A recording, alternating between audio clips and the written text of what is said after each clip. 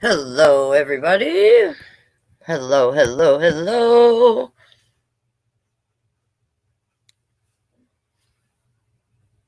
Welcome to Storytime with Shane Onyou.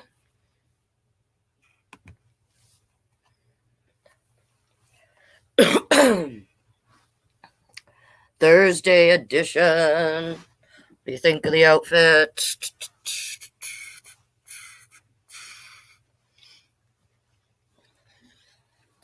Fun.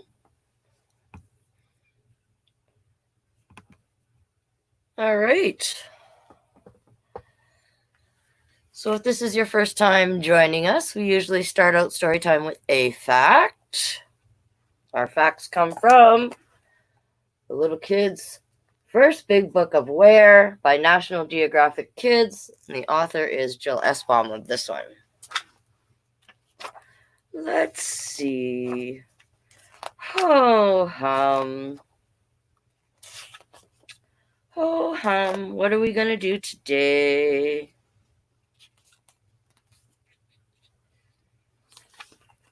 All right. So today we're going to do, where is the world's highest mountain? All righty. The highest mountain on land is Mount Everest, part of the Himalayan mountain range in Asia. It rises more than 5 miles or 8 kilometers above sea level. Climbing Mount Everest takes months or even years of planning and training. The mountain is rocky, icy, and steep, of course. The weather can be dangerous with sudden storms and freezing temperatures. Earth's longest mountain range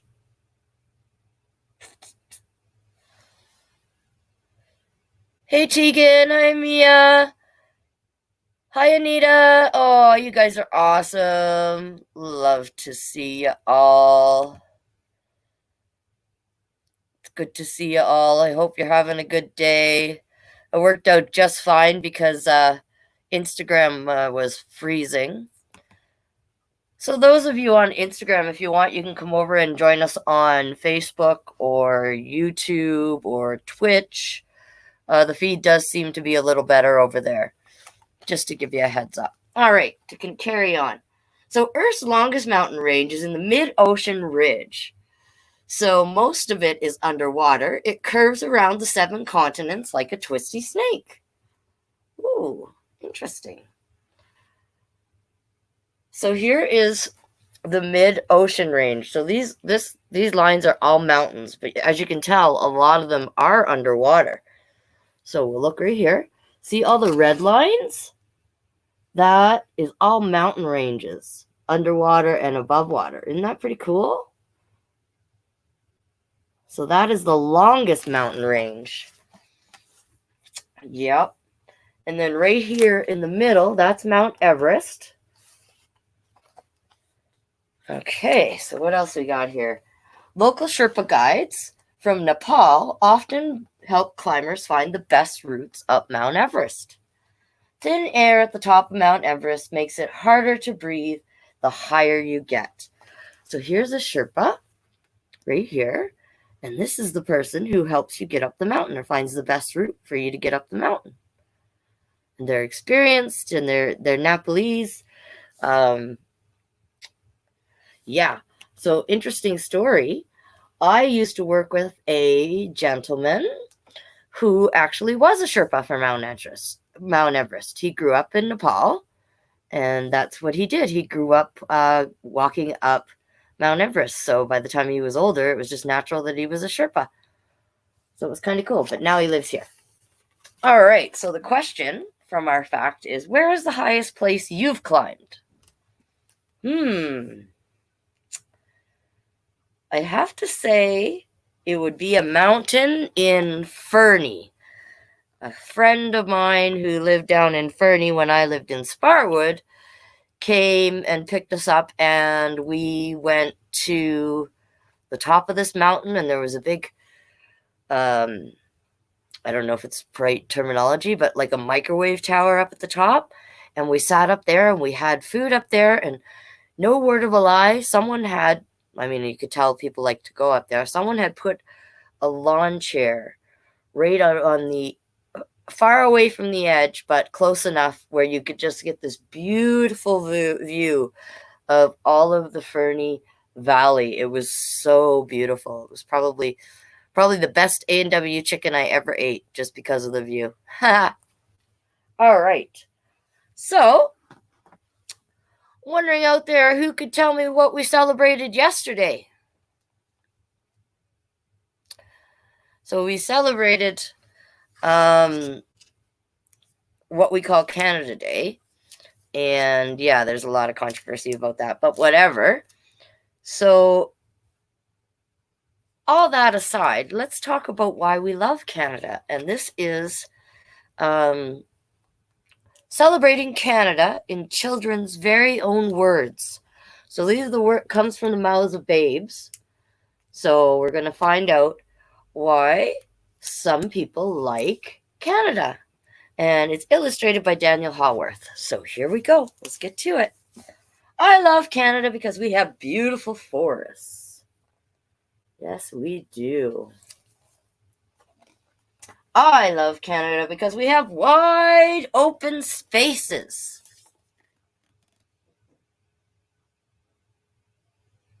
Ooh, too fun.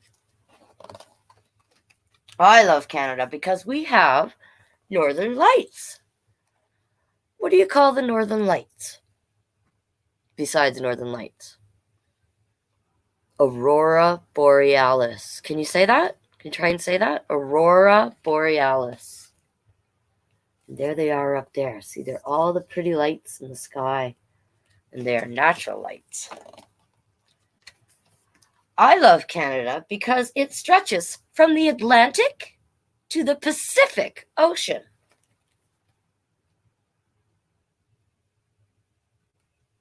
Do-do-do. Love me a good lighthouse. I love Canada because we have a great national anthem. These are all good reasons.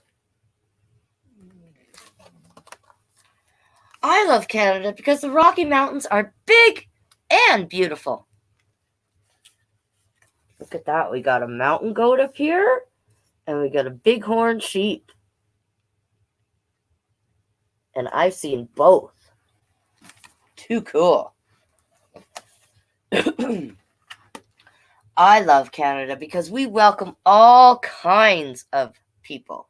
We welcome all different, forgot a very important word, kinds of people. And birds too. I love Canada because our lakes are great for swimming.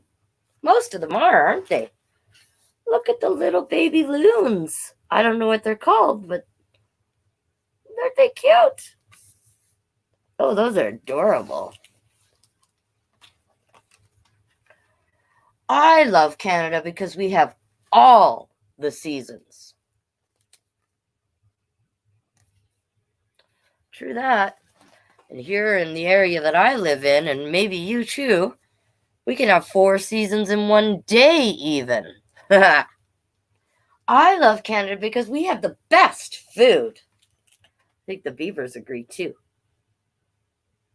We do have good food. I love Canada because we love to play sports. Who doesn't?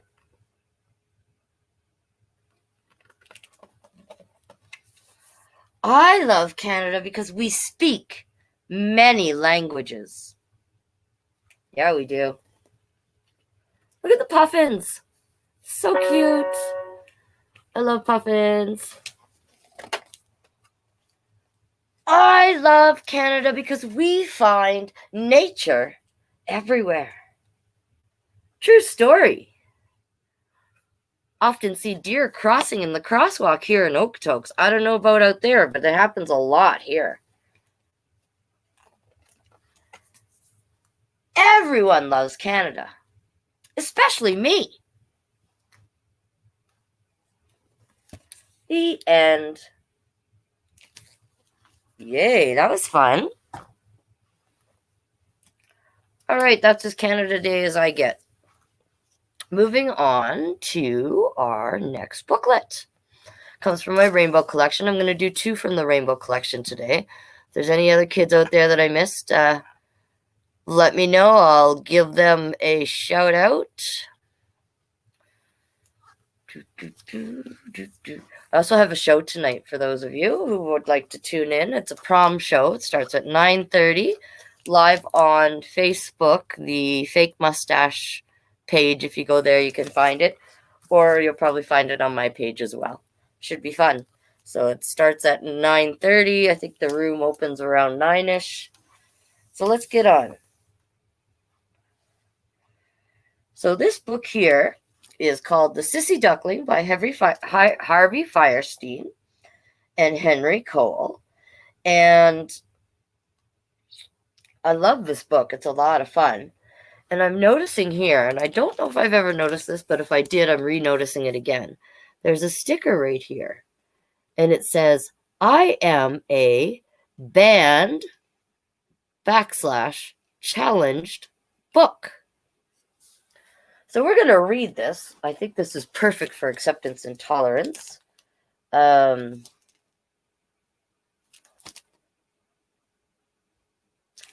Yeah, this book is a good book, regardless. So it's a challenge book. So let's see what it's all about. It's called The Sissy Duckling. I got this from the Okotoks Library. The Sissy Duckling by Harvey Fierstein and Henry Cole.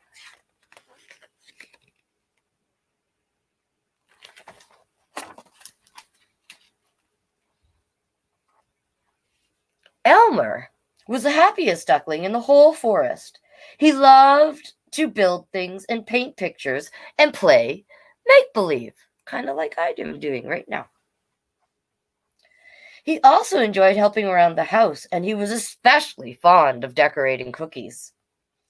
Yes, Elmer was one happy duckling doing all the things that he loved to do.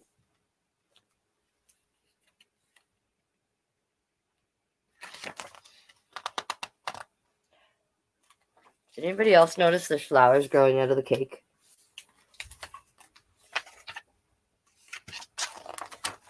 Unfortunately, there wasn't a single other boy duckling who liked to do any of the stuff that Elmer did. Not even one. They boxed while Elmer baked. They built forts. Elmer made sandcastles.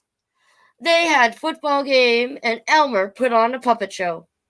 Sometimes Elmer played with the girls, but most of the time he played alone. See, there he is building his sandcastle. The puppet show. I love the good puppet show.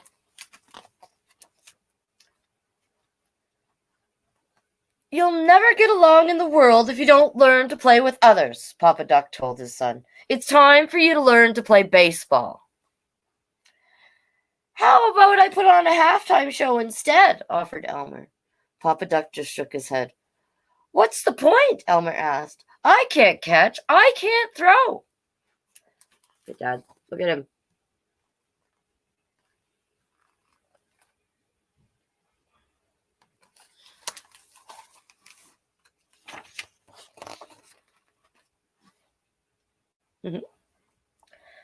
You don't have to catch or throw. Just hit the ball, said Papa, plunking the batting helmet onto Elmer's little head.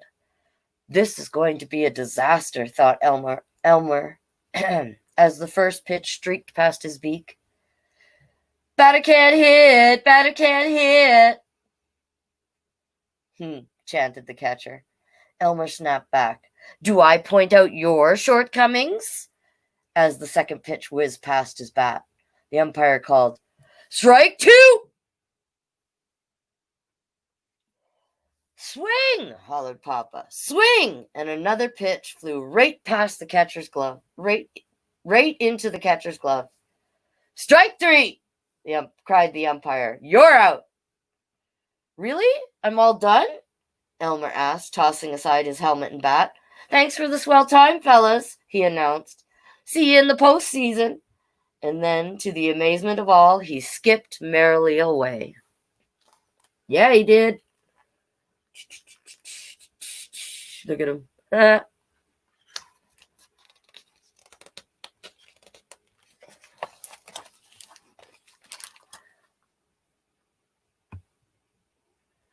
Thank you.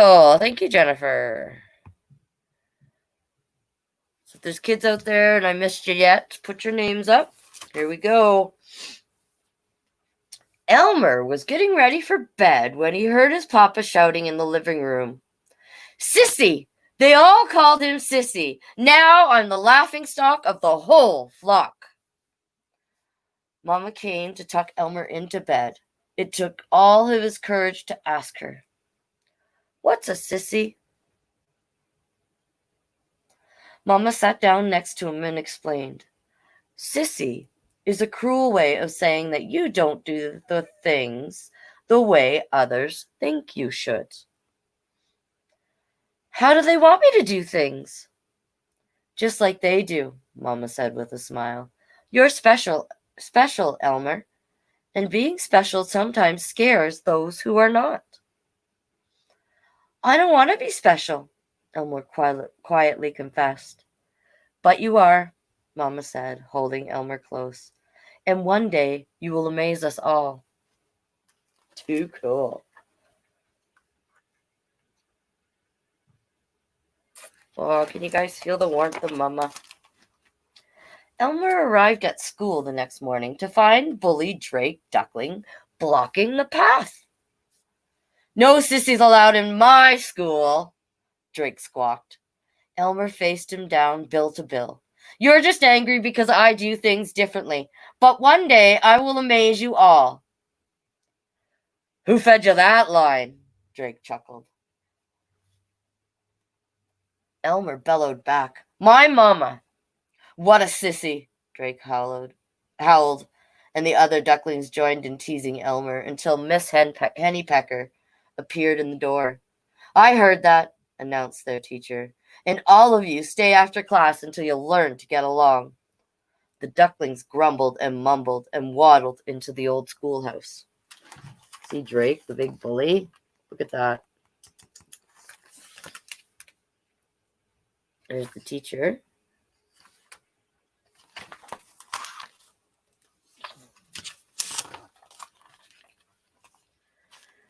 Because everyone blamed Elmer for having to stay late, he decided it would be wise for him to let them leave school first. He took a good look around before stepping out from behind the door.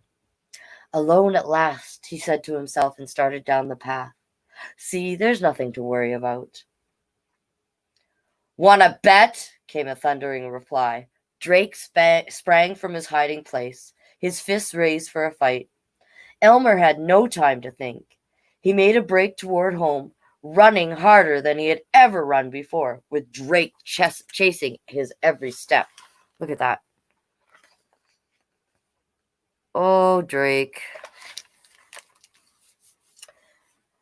They jumped over fallen trees, splashed through puddles, crashed through branches, and leaped across the stream. Elmer was so frightened that he couldn't catch his breath. Not even when he reached his house.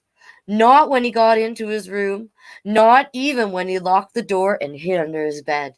Even then, alone in the dark, there was no peace for Elmer.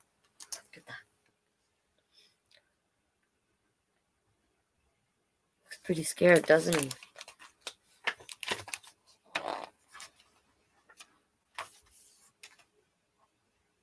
He ran away instead of fighting, Papa bellowed. "He was being chased," Mama argued back. "In a few weeks, we'll fly south for the winter. It will be every duck for himself.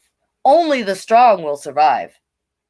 If you'd stop thinking like a sneaker commercial, you'd see that Elmer is just as strong as any other duckling. "Elmer is a sissy."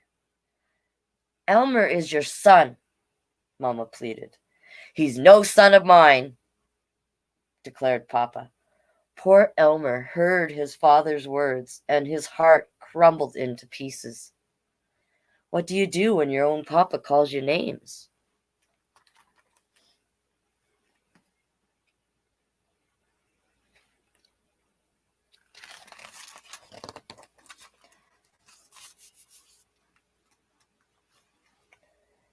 Elmer didn't want to make his mama unhappy or his papa angry anymore. He filled his pillowcase with his pants and tools and a picture of his parents. He tied up the bundle and carried it away into the night. The forest was dark and silent. Elmer was relieved that there was no one around to see his tears when he slipped into the great pond and swam away from home.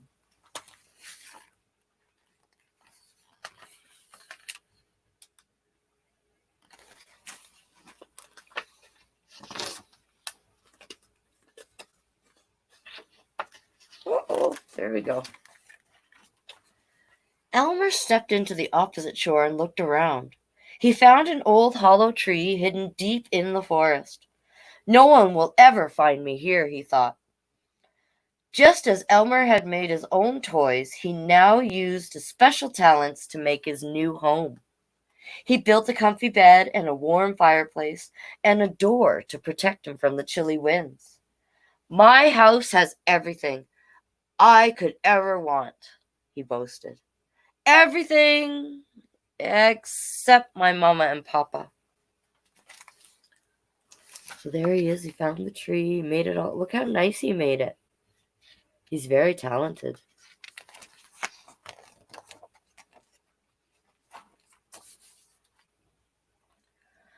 The grass turned white with the forest with the first frost of winter. Elmer knew it would soon be soon be the only duck left in the forest. His heart ached to see his parents once more before they flew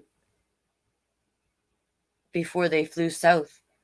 As quickly as he could, he paddled back across the great pond and arrived just in time to see his flock readying for their journey.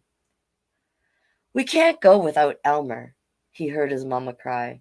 We can't stay here, Papa replied. If only I knew he was all right, Elmer whispered to himself from his hiding place. I'm all right, Mama. The flock took off into the sky, and Elmer waved goodbye. See them all over there getting ready to take off? And Elmer's watching from behind the grass.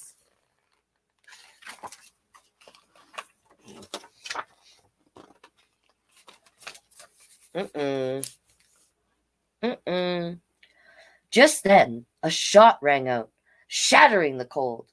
Hunters leaped from behind trees, their guns blasting. The ducks screeched in fright, struggling to fly as fast and as high as they could. Shot after shot tore through the air, and the ducks fell like autumn leaves from the sky. Elmer breathed easier when he saw most of the flock escape into the clouds. But then he realized that the hunters and their dogs would be coming. He was about to hide in the pond when he was stopped by the sound of a quiet moan. See, there's all the gunshots over here, and there they are trying to get away.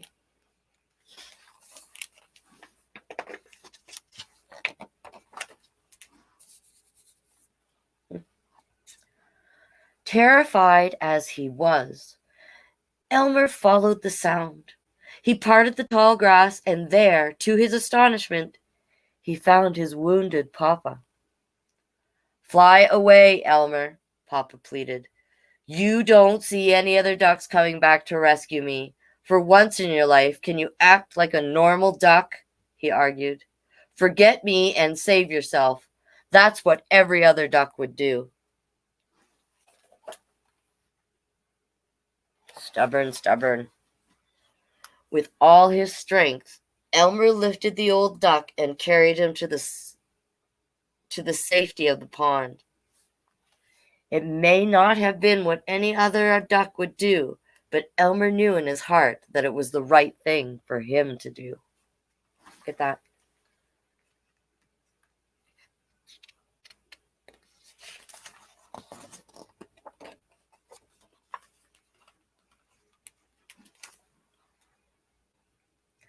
Papa was completely confused when he woke. Where am I? He quacked. Don't worry, you're with me, Elmer answered, bringing a bowl of hot mushroom soup for his papa to eat. The old duck looked around the wonderful home. You did all of this by yourself? But then he remembered what had happened. You must leave here and fly south. No duck has ever survived the winter in the forest. Save yourself, son, please. Elmer calmly answered, You've been asleep for a long time, Papa. It's too late to leave. He opened the door so Papa Duck could see the deep snow that covered the forest.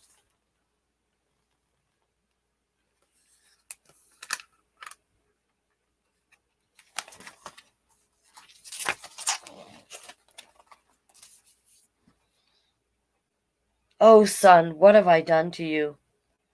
Don't worry, Papa, Elmer chided. We're going to have fun. And he was right. All winter long they played games and told jokes and made things and laughed and talked and got to know each other. Wow, hey?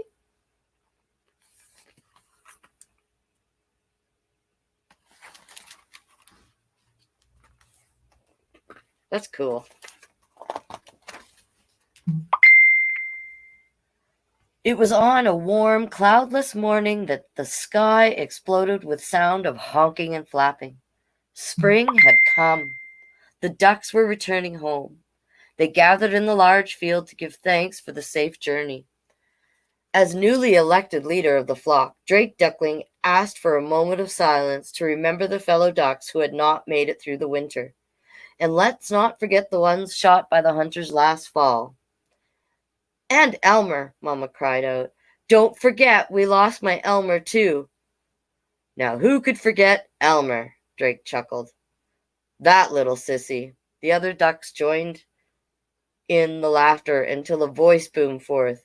If Elmer is a sissy, then I wish I were a sissy too. Drake angrily demanded, Who said that? To everyone's shock, Papa stepped forward. Papa? It was impossible. No duck had ever survived the winter in the forest.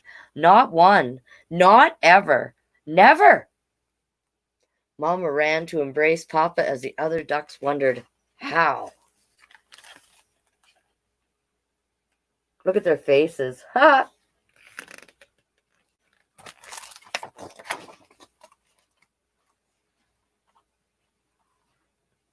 Elmer was so engrossed in cooking a pot of dandelion stew that he never even knew his mama was there until she said, Are you two grown up to give me a kiss?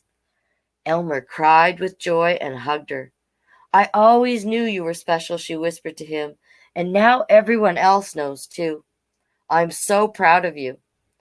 The entire flock cheered when Elmer stepped from his home. One by one, each duck congratulated him for his bravery, loyalty, and integrity. Drake Duckling sheepishly kicked the dirt with his webbed feet. He didn't know what to say except, Way to go, Elmer. And he offered his wing for a high five. There's Mom giving him a hug.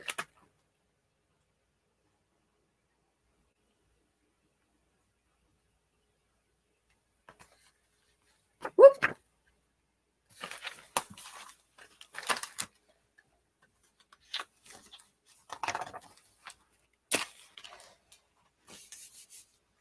Elmer took a deep breath, then spoke his mind. I want to make one thing perfectly clear. I am the same duck I have always been. I have not changed. I am a big sissy, and I'm proud of it. Drake took a step forward. You haven't changed, but maybe I have. Again he offered his wing, and this time Elmer slapped it hard as the flock rushed around to surround their hero. Look at that. Yay! Over the years, Elmer learned that he was not so very different after all. Out in the world, he met lots of other ducks just like himself. No, Elmer was not so different, but he always did remain special. Wow, the end.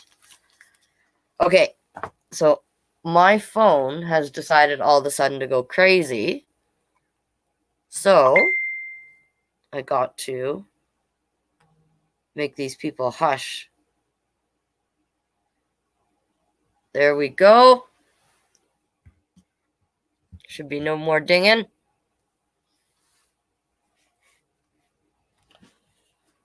Yep. Yep.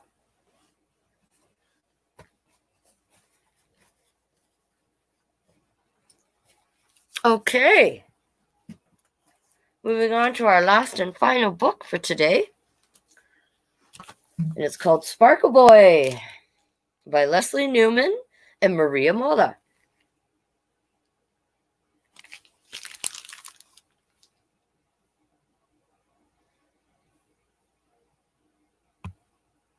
Yeah, that Sissy book is a good book. The Sissy Duckling. I agree. Okay. Moving on to Sparkle Boy.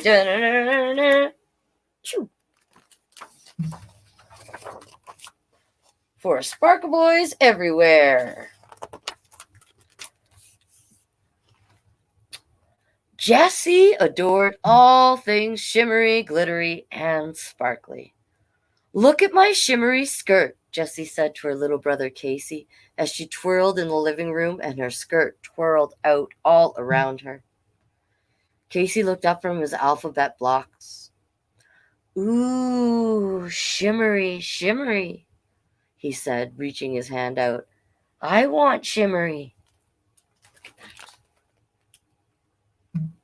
So pretty.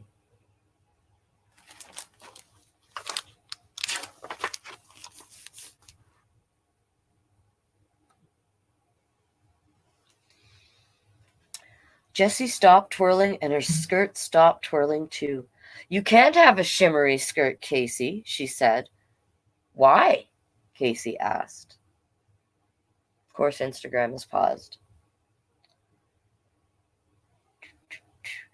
Because boys don't wear shimmery skirts, said Jessie. Right, Mama? Mama thought for a minute. If Casey wants to wear a skirt, Casey can wear a skirt, she said. I don't have a problem with that.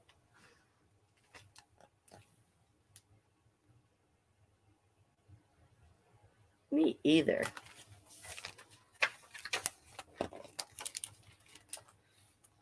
Mama went upstairs and came back with a skirt that was too small for Jessie. Here, buddy, she said to Casey. Try this on. Ooh, shimmery, shimmery, Casey said as he twirled around and his shimmery skirt twirled all around him. Casey twirled and twirled until he got dizzy and plopped down on his bottom. Casey laughed. Jessie frowned. Oh, big sister, getting pouty.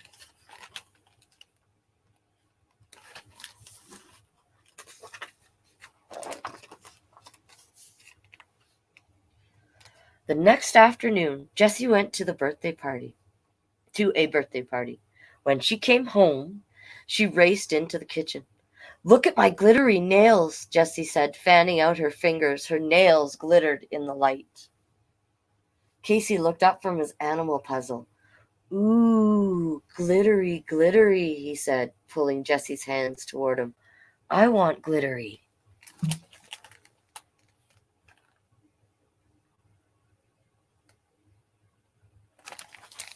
Casey's got good taste. Jessie snatched her hands away. You can't have glittery nails, Casey, she said. Why? Casey asked. Because boys don't wear glittery nail polish, said Jessie. Right, Daddy? Daddy thought for a minute. Most boys don't wear nail polish, she said. But Casey can if he wants to. There's no harm in that. Right on, Dad.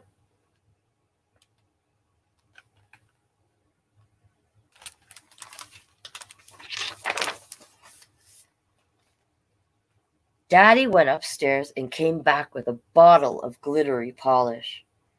Can you just paint his toenails? Jessie asked, and make him put on his socks? That's not a bad idea, Daddy said to Casey. What do you say, pal? No, Casey shouted, and he held his hands, keeping them perfectly still while Daddy painted his fingernails. Ooh, glittery, glittery. Casey said as he spread his fingers so his nails glittered in the light. Jessie shook her head.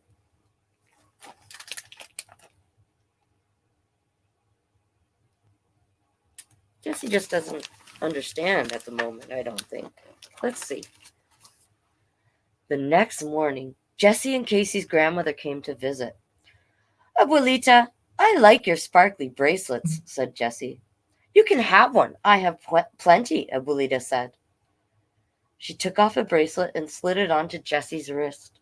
Jessie swiveled her arm back and forth and watched the bracelet sparkle. Casey looked up from his dump truck. Ooh, sparkly, sparkly, Casey said. I want sparkly.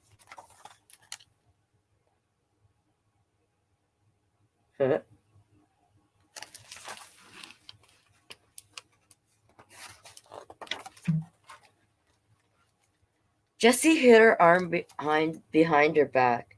You can't have a sparkly bracelet, Casey, she said. Why? Casey asked. Because boys don't wear sparkly bracelets, said Jessie. Right, Abuelita? Abuelita thought for a minute. I've never seen a boy wear a sparkly bracelet, she said.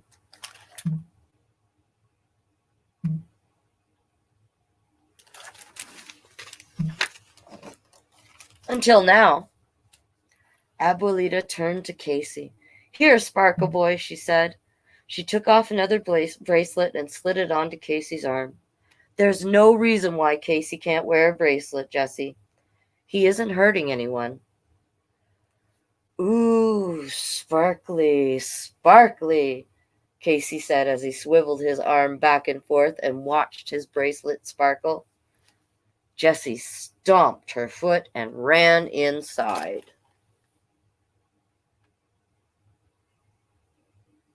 Oh, sibling rivalries.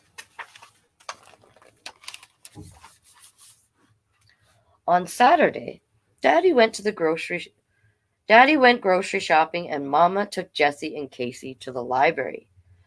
Jessie came downstairs wearing her shimmery skirt and sparkly bracelet, and her nails glittered in the light. Soon Mama came downstairs with Casey. He wore his shimmery skirt, his sparkly bracelet, and his nails glittered in the light too. Mama, Jessie cried as she thrust her fists onto her hips. Why is Casey dressed like that? Because that's how Casey wants to dress, Mama said. But that's not how boys are supposed to dress, said Casey. Said Jessie. Casey looks silly. I don't think Casey looks silly, Mama said, smiling at him. I think Casey looks like Casey. I agree.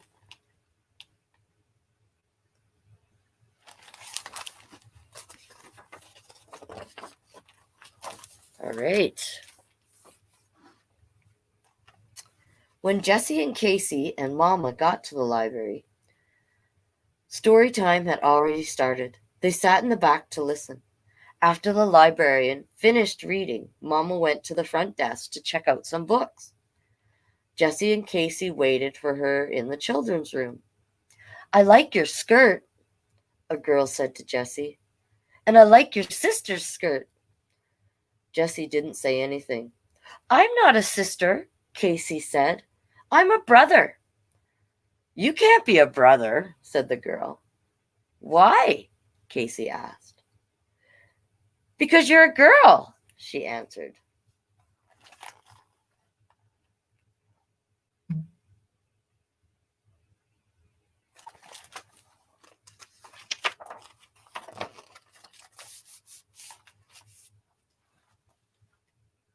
I'm a boy, said Casey.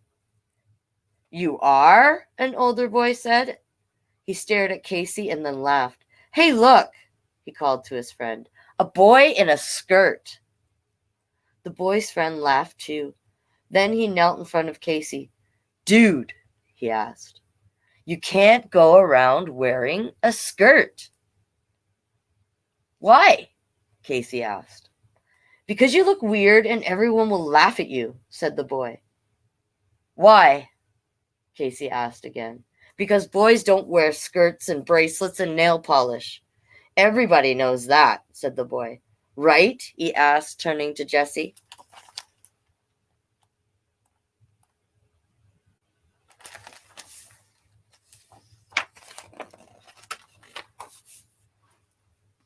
Jessie looked at Casey. His face was scrunching up like it always did right before he started to cry. Why can't boys wear skirts and bracelets and nail polish? Jessie asked the boys. Because, said one of the boys. That's just the way it is, said the other. Not anymore, said Jessie as she put her arm around Casey's shoulder. Come on, little guy, she said. Let's find Mama and go home. Yes, Jessie.